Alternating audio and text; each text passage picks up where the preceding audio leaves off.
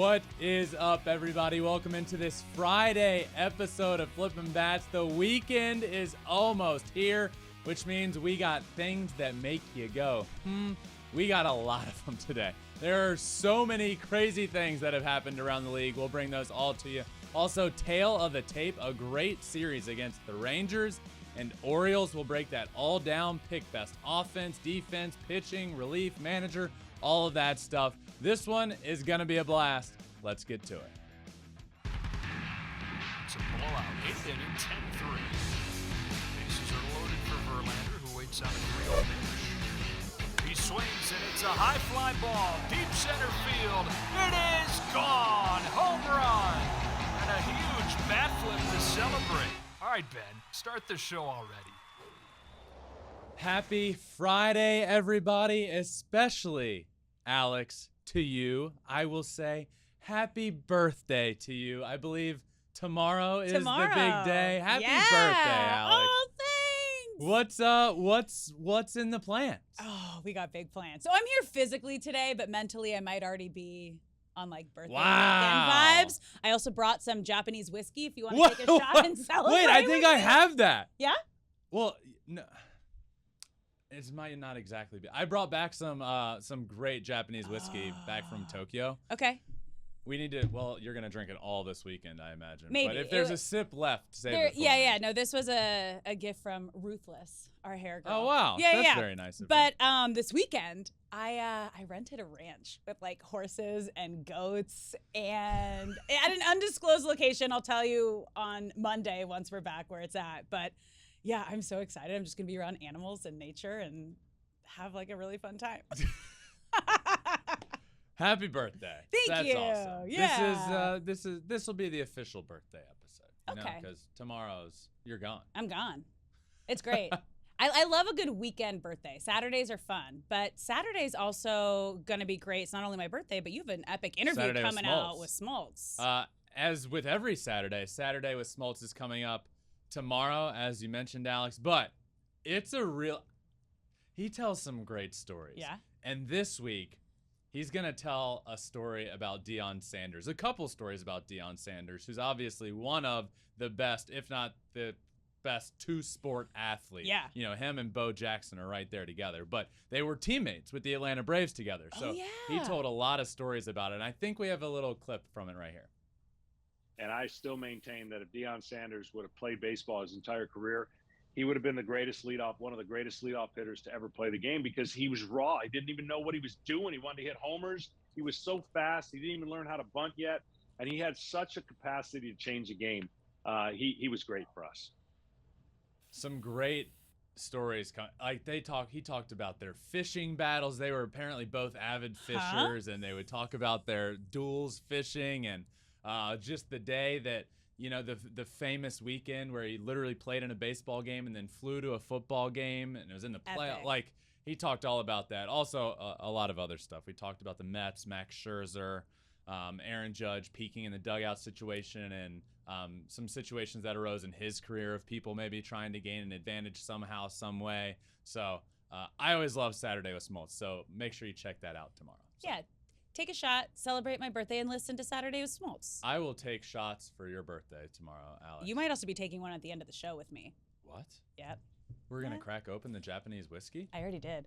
You did? I did. Well, I haven't taken a sip yet, but I was ready for you to take a sip. What are we going to take a shot out of? It's swig out of the bottle. Straight out of the bottle? Yeah, savage. Wow. Okay. Yeah. End of the show? It's Friday. We'll sample we go off the rails on Fridays, so that's a good way to end the week. That is true. Our right? Friday episodes get a little off the rails. All right. So let's move on to that segment. I love this segment. Things that make you go, We got a lot this week. There are a lot. So let's get started with our first one. Jays Alek Manoah forced to leave the game after a mound visit error. Yeah, this just can't happen. This is not an Alek Manoah error. This is a John Schneider error. The head coach, the manager for the Blue Jays, goes out to talk to him. It's later in the game, so it feels like he was going out to pull him, but it looked like they talked it through, and he's like, all right, go get him. This is your inning. And then he walks off, and the umpire's like, hey, you got to take him out. So, I mean, How this has been a rule for a very, very long time in baseball. If you have 2 visits in an inning, you gotta pull the guy on the second visit. What are we doing here? This is bad. That can't happen. No. You gotta know that when you go out there. You just gotta know. And then for him to them to have that conversation, Manoah get ready to be locked in to get out of the inning. I think he needed 1 more out.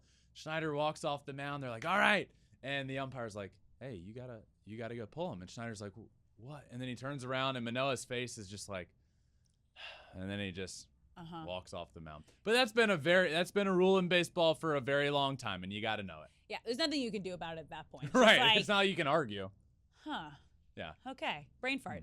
Yep. One of those situations. Okay.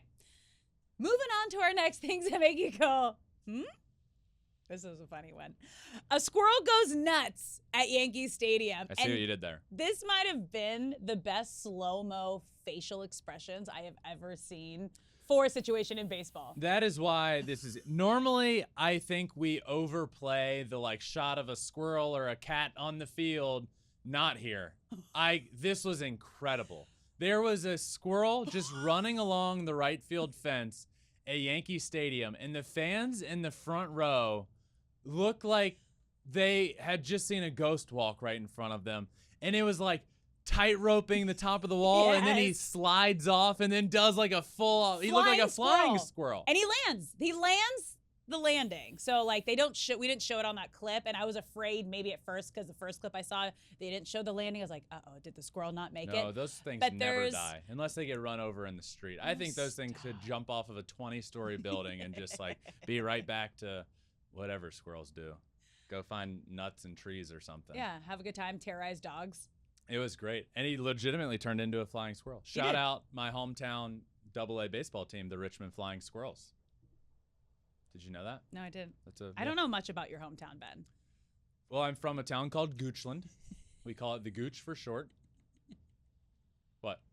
Every time. It's just going to get me every time. And it's 15 minutes outside of Richmond, 15, 20 minutes. Yeah. I grew up going to Richmond Braves games all the time, but now they're the Richmond Flying Squirrels. Cool.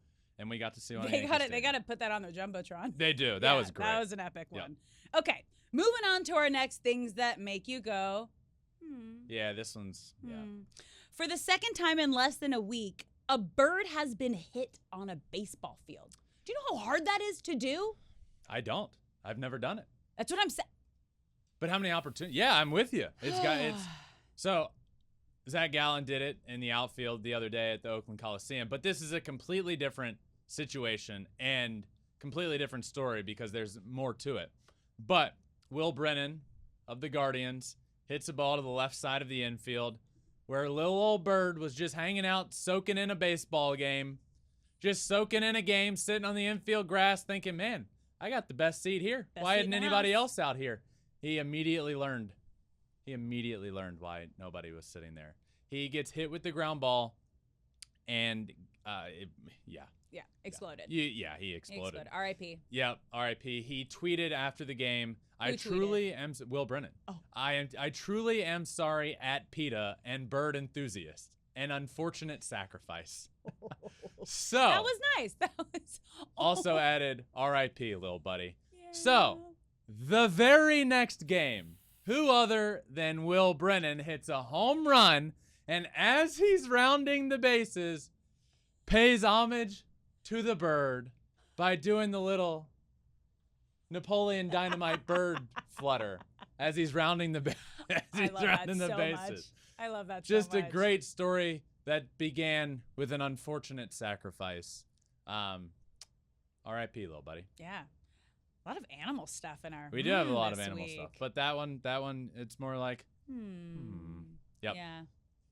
This next one is things that make you go, Jesus Christ. Julio Rodriguez has his own cereal called Julio's. Did you sneak some shots in before we started this episode? I'm high on life. It's my birthday weekend. I told you, I'm here physically, mentally. I'm already on my vacay weekend. I do love this. A new cereal for Julio Rodriguez called Julio's. How would you best pronounce this? Julio's. You think that's really how it's? That's how I'm You gonna think in say the it. store they're like, we have some Cinnamon Toast Crunch, we have some Julio's. Julio's. I think it's Julio's. Julio's. Julio's. Regardless, he now has his own box of cereal. I love it. It's all good stuff for Julio. That's how you know you've made it. Justin, when I think it was Justin's rookie year, he got a box of cereals. They were called Fastball Flakes. From who? Are they real? They were like a spinoff of Frosted Flakes. Okay. They're Fastball Flakes. Julio's is way better. Way cooler. Way better. But Alex. What? I also had my own box of cereal. I created it in elementary school. And I got my mom and dad to send in some pictures of this box of cereals. Here it is. It was called Fruit Benjamin, the number one cereal. There was a coupon on the side that read, free baseball lesson if you buy this type of cereal by the Justin Verlander. I'm just handing out lessons. There were nourishing facts on the side. 1, I like baseball. 2, I like basketball. 3, I am very social. 4, a golfer. I don't even know. I just a golfer. 5, like to fish, which isn't. I don't even know. I don't know why I put that. And 6, have a lot of friends. I'm popular. Those are the really nourishing popular. facts. I'm really athletic. Please buy my cereal, and then you'll get a free pitching lesson. And from then my I just brother. put some cutouts of sports on the back. There. And sunglasses. There's, some epic sunglasses. Yeah. So, honestly, Alex, did I sell you? Would you buy Fruit That's Benjamin? hilarious. I would, just to support little Benjamin, little Ben old Hameen. Ben. Just Little Ben Hameen. the fact the fact that as an elementary school, remind you, when I was in elementary school Was it a and made project? that, Justin, Okay. Justin I was like, that's a lot of effort for. How old just are you in like- elementary school? Well, it depends 10? what grade. Is that 10 too old? I was think 4th or 5th grade. I think you're like 12 when you go into 6th grade. 13, It was not. I was probably 10. Let's say 10. 14's freshman year of high school. I was 10 years old, 'Kay. meaning Justin was 19 years old, meaning he was a freshman at Old Dominion. And on the side of my box, I'm putting free lessons from the Justin Verlander. Hearing that now, in hindsight, with Justin being a Hall of Famer, is just hysterical. As a freshman in college, I was giving away lessons. So honestly, shout out anybody that bought Fruit Benjamin back in the day, because you got a pretty good lesson. A steal. It's a steal. A steal. What, for like $2.49? You buy the cereal and you get a lesson from a Hall of Famer. Honestly, Alec, the cereal was a steal. And it's offensive. You would think that the lesson was a steal. The cereal, Fruit Benjamin, was top notch. The picture on the front just a golfer. I had a bowl cut. It legitimately looked like if you just put a bowl, plopped it down on my head, and my hair used to be blonde. That's why it was blonde. Oh, The okay. Fruit Benjamin photo. I used to have blonde hair. That's cute. So, yeah, Fruit Benjamin. Julio's sounds. Julio's. Oh.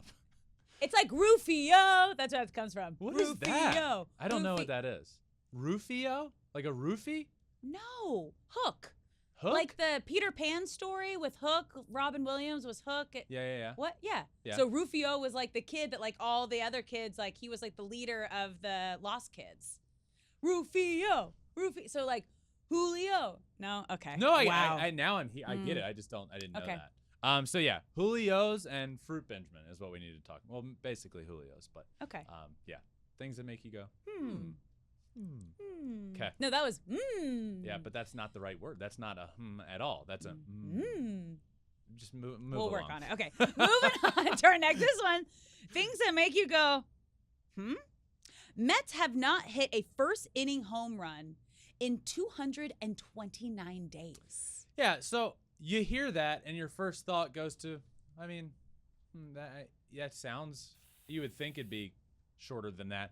But let me break this down. Yeah. Every other team in baseball, every other 29 teams has a home run in the first inning of a baseball game within the last 35 days. 23 of the 30 teams have one within the last 10 days. So there's only 7 teams that aren't in the last 10 days. This happens all the time, a first inning home run. The New York Mets haven't hit a first inning homer in 229 days. The 29th long, the team second to last is at 35 days. The Mets haven't done it since October 8th, 2022, Game 2 of the NL Wild Card game. Whoa. That's a long time. That is a long time. So, yeah, obviously there's an off season in there. Oh, yeah, because I was like, not games, it's days. I was like, I feel like they haven't played that many games. I was just going on a But whole. it's still Yeah. a big. Yeah. It's still big. Don't diminish it. Who do you think's going to be the first? That's what she said. That's Yeah. what he said. Yeah. And we're off the rails on a Friday. Who's going to be the. I'm glad it wasn't me this time. Oh, Who is going to be the player to hit that first inning? Probably Come on. Pete. Definitely Probably Pete Alonso. I put my money on Pete. You want that shot right now? You ready for it? That was good. Yeah. Yeah. Okay. Keep cracking yourself up. Okay. Ben. Yeah, it's just wild. It's just wild. That's all I got for this one. Okay. Yep. Okay. Next, things that make you go, Max Muncy accuses the Cardinals catcher of bullying umpires. Yeah. So Max Muncy said that all weekend long in their series with the Cardinals, that the Cardinals catchers were bullying the umpire. That's what he felt like they were bullying. And then he went on to say, his quote here is, he, as in the umpire, he called it a ball, and for the catcher to sit there and tell him that's a terrible call and he missed it and needs to be better, and then the next one he gives it to him, that to me is where the frustration was coming from. I felt like that was happening all weekend long. This is ridiculous. You know how many times batters turn around to the umpire and say, come on, that's terrible. Yeah. That's terrible. The catcher does. The catchers do it too. Right. I mean, Yeah. just because a catcher says, "Come on, man, that's terrible," I have to believe this is frustration from an at bat, from a struggling day. But this is not. He's not bullying the umpire. You're not bullying the umpire into calls. And even if you are, even if the catcher thinks, okay, I'm gonna tell him that was a strike, I should be getting that call. Let's say it is bullying. Batters certainly bully and turn around and under their breath say, that was terrible. That's off the plate. That's off the plate. We see it. It's not under their breath. We literally see them turning around and yelling at the umpires at least once a game. One batter's doing that. So the most common question when you see a batter turn around to the umpire and say something, the most common thing a batter is saying is that as far as you'll go. Mm-hmm. Meaning, typically, in, out, up, down. Yeah. The batter, when asking that, believes that that call was over the line. Just a bit outside, just a bit inside, just up, just down, or right on the line. So he'll say, is that all you'll go? Is that as far out as you'll go? Is that the line? And the umpire will say yes or no, there's another inch out there. But basically that question in itself, even that's not coming across as bullying, but that's like, I thought that was outside. Is that all you'll go? If the answer is yes, then you've bullied in the umpire to anything there or a smidge out is not getting called a strike. Yeah. Batters do it. Catchers do it. That's why this was like, yeah. I mean, come on. Yeah. Come on. He was probably just sad because he got called out. I did. And it's an excuse. I hated when catchers used to do this. And one time I turned around to an umpire. It was a terrible call. I turned around and told the umpire that was a ball. Yeah. I said, that is a terrible call. That was a ball. And the catcher, I've never liked this catcher since. And he's a big leaguer. Oh, okay.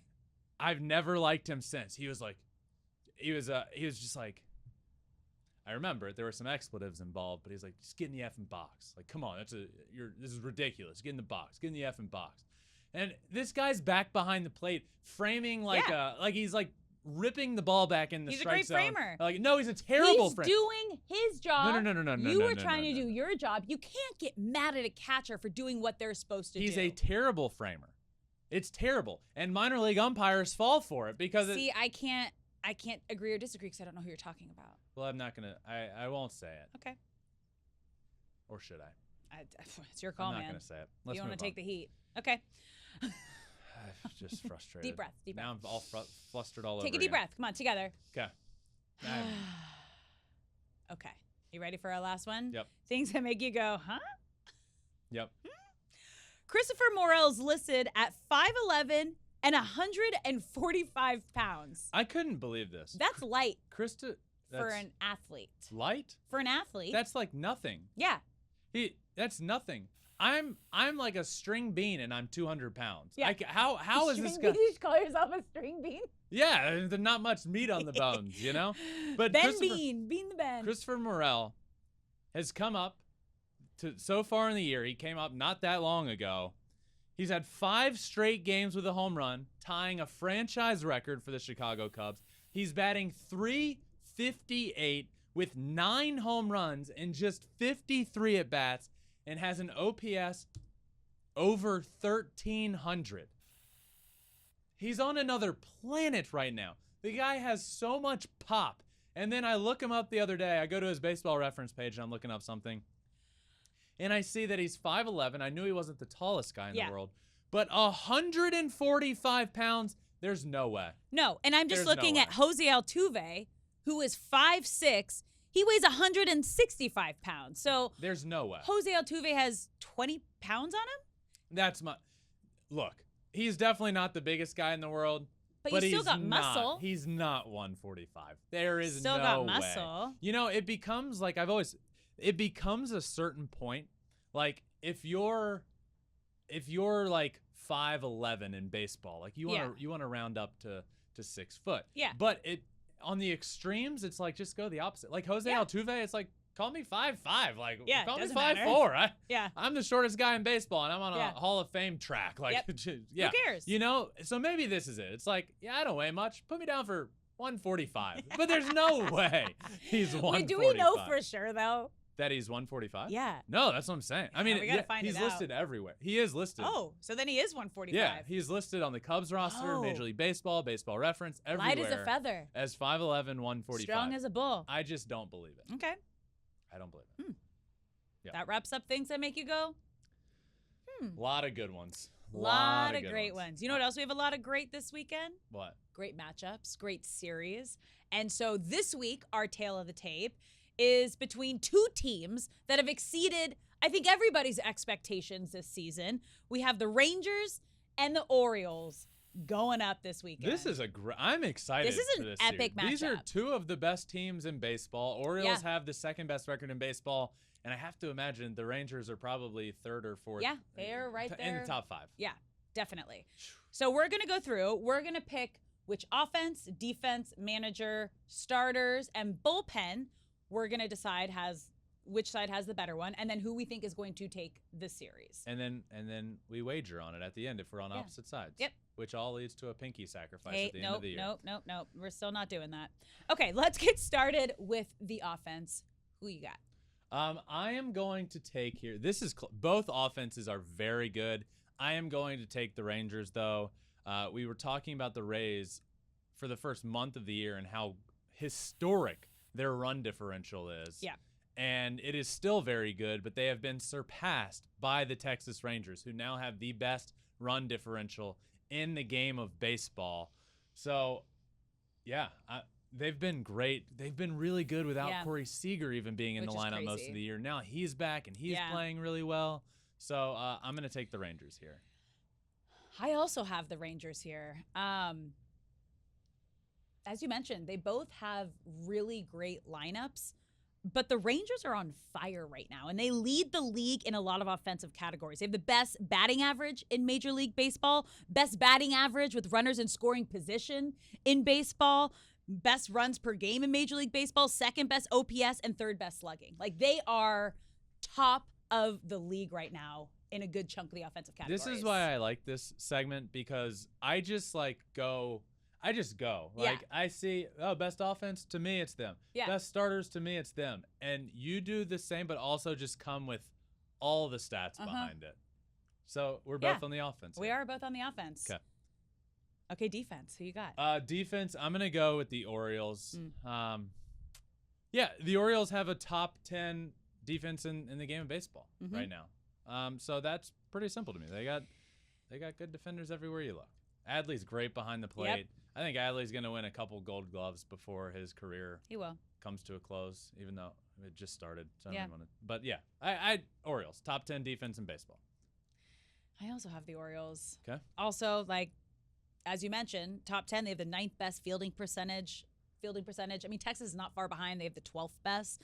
But they have less errors committed, most double plays turned in Major League Baseball. So it's close, but there's just a couple guys that stood out, and the stats, I had to go with the Orioles here. All right, manager.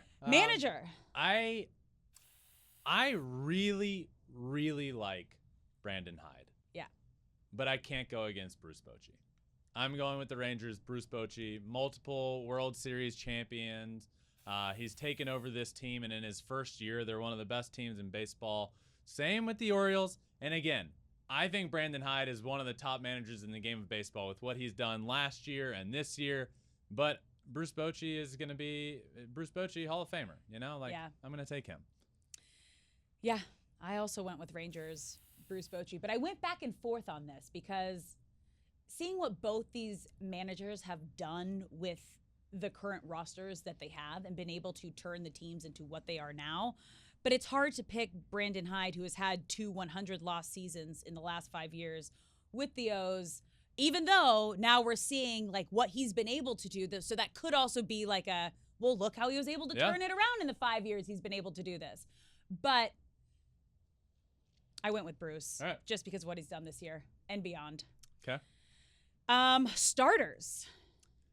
Starting rotation, I'm going to go the Rangers here. Even without Jacob deGrom right now, Nate Eovaldi has been, over the last 5 starts, definitely the best pitcher in baseball, averaging 8 1/3 innings pitched in his last 5 starts. Pitching into the 9th inning, has 2 complete games, and in those last 5 starts, he has an ERA of 0.86. This rotation right now is being led by Eovaldi, but they have some other really good arms in there. Martin Perez, Andrew Heaney's capable of putting together good. He's kind of hit or miss, but I definitely think the Rangers take the cake here with best rotation. Why are we similar on all these right now? Okay, I also took the Rangers, but what I did, obviously, as you mentioned, they're still able to do what they've been able to do without their ace, Jacob deGrom. But I went through the probable matchups. Oh yeah, this you weekend. Normally do this. Okay, so Friday, let's go through this. Tell me what you think. John Gray versus Grayson Rodriguez. I was taking John Gray. John Gray's been very good lately. Yeah, 4-1 with a 3.02 ERA versus Rodriguez, who is 2-1 with a 6.21 Yeah, ERA. but he got roughed up his first coach. Grayson Rodriguez has been better, but John Gray is in so very you're going to good take form. John. So that's I'll Friday. take John Gray. Saturday, Heaney versus Dean. Toss up. Okay, toss up. And then Sunday, Dunning versus Bradish. Yeah, toss up. See, I took Dunning there, so that's why I took the Rangers, because I took Friday and Sunday. I think they're going to take the game. Yeah. Yeah. I mean, they definitely have the better. That's the reasoning. They there. definitely have the better rotation. And I feel like I've been clamoring on about this for a month now, but please, for the love of God, Orioles, go get some starting pitching at the trade deadline. Please. Yeah. Please. Missing piece. Pieces. Pieces. Yeah, they need a couple. Yeah. All right. Let's wrap it up with the bullpen. This is a no-brainer. This might be my favorite bullpen in the game of baseball right now. The Orioles, you got Yanier Cano, you got Felix Bautista, 8-9 guys back into the bullpen. They might be the best setup and closer situation going on in the game of baseball right now. Baltimore Orioles, best bullpen. Yep. Also with the Orioles, second best ERA in all of baseball. Second most strikeouts in all of Major League Baseball. 5th most saves. They're dominant. Yep. They're the team. So we are on all the same things. So are you taking the Rangers in the series? I was kind of like flippant about that. I'd be down. I'm going to take the Orioles. Ooh, okay, then I'll take the Rangers. If you were going to take the Rangers, I was going to take opposite. I'm going to take the Orioles here. Because this could really go. This is a very evenly matched up series. This is a great matchup, and it's at Camden Yards. Yeah. Orioles will be the home team. Alex is wearing orange. Like, she's ready. She's ready to lose this bet. The bird bath. I was ready to be in the bird bath. I'm going to be in the bird. I'm just going to go. I'm just going to get in the bird bath and just. All right. Maybe at some point this year. I'm taking Rangers then. At some point this year, I need to end up in the bird bath. You will. We are hitting the road. We're not telling anyone where we're going yet, but stay tuned. Flippin Bats is hitting the road next month. Flippin' the road. Flippin' the road. of road rage. It's a work in progress. Little bit of road rage. Wait, are we taking Flipping shots? The road. Are we taking shots? Yes, if you take a shot. If my God. I for me. I want to test it. You want to test it? Yeah, you go test it. first. I'm going first. You I don't just do want me to? shots. What do you wait? You just want me to take a shot? to celebrate my it's birthday. your birthday. It's my birthday. Take a shot, Ben.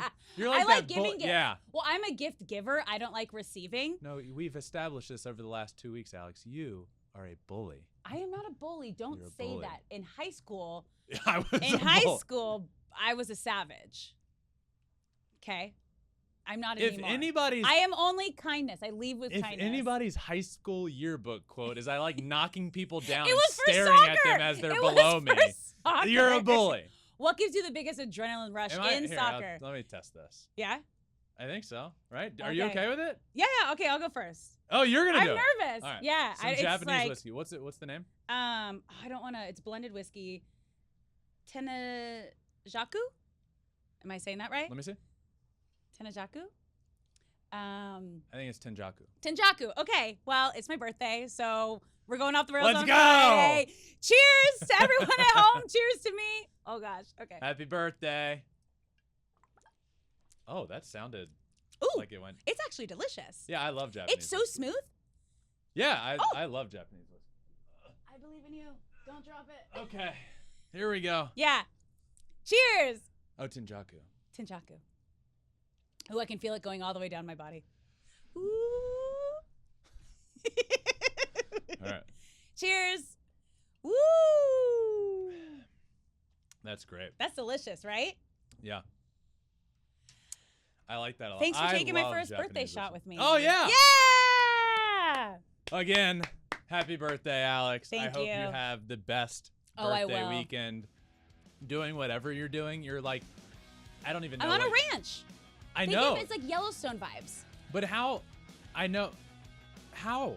How are you on a ranch? Do people take care of the ranch while you're It's an there? Airbnb. Or do you go to the It's an Airbnb Airbnb. and then you're in charge of keeping the animals No. alive? It's Usually like an on these adventure. usually on these ranches they have like people who live there and take care of all the livestock and the farm. There's like You're pick- definitely going to ask to be involved in that. I will volunteer. Yes, please. All right, everyone, have a great weekend. Saturday with Smoltz is tomorrow. The rest of that Deion Sanders conversation and a bunch of other really good stuff. So as always, Hall of Famer John Smoltz joins me tomorrow for Saturday with Smoltz. Make sure you check that out. Thank you all for listening to this Friday episode of Flippin Bats. Make sure you're subscribed anywhere you listen to your podcast, and also follow along on all social media, Twitter, Instagram, Facebook, TikTok, and you can watch everything we do on YouTube at Flippin Bats Pod for all of them. Happy birthday, Alex. Have a great birthday weekend, and I Thank hope you. everybody has a great weekend. Until next time, this has been another episode of Flippin Bats.